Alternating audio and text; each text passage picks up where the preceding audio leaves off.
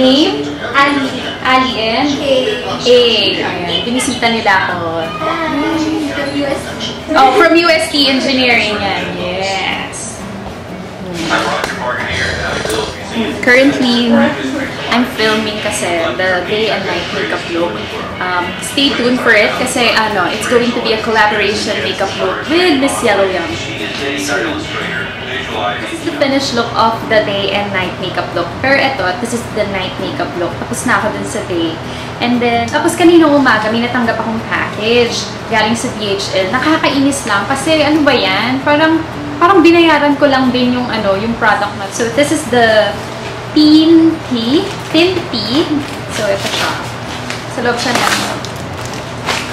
So meron siyang this is the 28 Detox Blend, and I have the Thin Tea 28-Day Fat Burn Blend.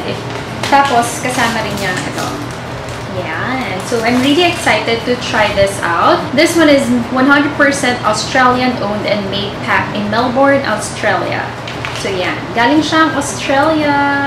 Kaso, ang nakakainis lang kasi nagbayad ako ng 790 pesos para lang makuha ko to. Ay, naku. Nakakagulat lang kasi pagbigay sa akin, ma'am, may package po kayo. Eh di alam ko na nagaling nga siya sa Thin Tea. Tapos parang nagulat lang ako sa presyo, 790. Naloka ako na parang, what? Alerts talaga. Sana mag-work sa akin tong Thin Tea kasi ang problem sa body ko, I have a pear-shaped body. Kasi yung upper extremities ko, parang small to medium frame. And then yung lower, which is my leg part, siya, usually large or 2XL. So, nakakainis lang kasi parang pag nagpapapayat ako, laging nahuhuli yung legs ko. So, parang mas lalong na-enhance na ang taba ng legs ko. So, yun. Actually, nagpa-check na ako sa Zunic kasi super mahal. As in, nakaka-lurks din ang presyo. Oh my goodness. Hindi ko kaya, hindi ko afford. Pero ang sabi talaga nila, nasa jeans na siya.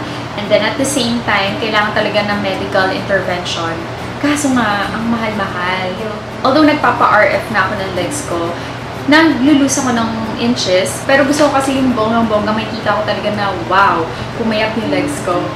So feeling ko, mahaba-habang RF session pa yung mangyari. Pero ang problema lang, pag nagpapa-RF ako, ewan ko lang correct me if I'm wrong, yung tuhod ko, parang medyo lumalambot ba yun or what? Lalo na pag nagsistairs ako, makakita ko ng stairs, bumababa ako, nararamdaman ko na parang may something sa tuhod ko. Kaya parang, I don't know.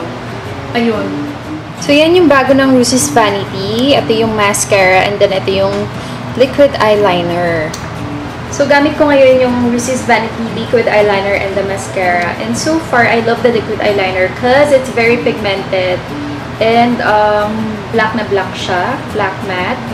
Although, kailangan nyo lang talaga siyang patuyuin ng matagal para hindi siya mag-run sa crease nyo or mag-transfer. Then, for the mascara, okay naman siya for everyday. Although, naglagay na ako ng false eyelashes dyan.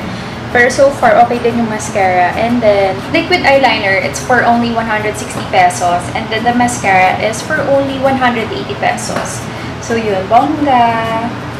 Tapos ito, Star Mobile App Neo, gagawin ko siya ng review. Pero pag-aaralan ko muna kung paano siya gamitin kasi medyo complicated and ngayon lang ata ako mag-review ng gadget. So, yun. As usual, pagkatapos mo mag-film, ito ang scenario.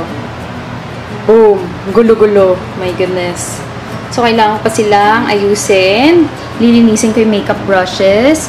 So, yun. Buhay YouTuber.